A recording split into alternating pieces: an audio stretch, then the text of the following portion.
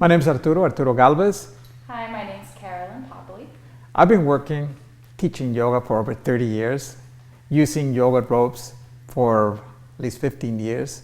I started at some point using in my studio, ropes, and gradually developed a practice of ropes rather than just using the ropes as an adjunct to the classes, into fully integrating the ropes as a class in itself, and learning how to use the ropes for pretty much doing any yoga posture that you can think of. The ropes support the posture so that you can isolate different aspects of the posture and focus on what the legs are doing with one setup versus what the arms are doing with one setup. There's also another element of the ropes that a lot of times it's not addressed, and that is they help deal with the fears that many of us have into approaching some of the postures. Some of us have a difficulty straightening the legs, a difficulty holding our body, an inverted, for example, not inversion.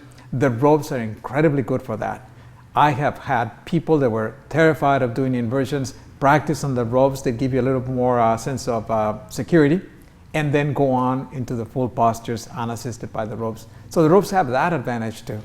It's really like constantly having a teacher there with you, adjusting you. And I feel like the same amount of practicing with ropes, in 15 minutes I can accomplish what would otherwise have taken me an hour of stretching to do by myself. So it's a very good tool.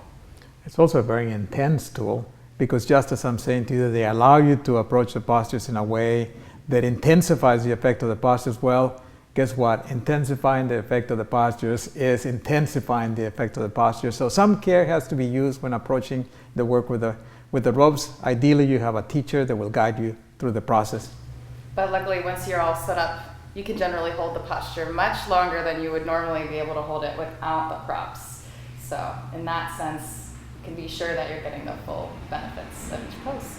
Last couple of years, working with Carolyn, we've developed some flow practices centered on the use of the ropes that I particularly find to be incredibly effective at warming up the body and getting you ready for the rest of your asana practice in amazingly a matter of minutes.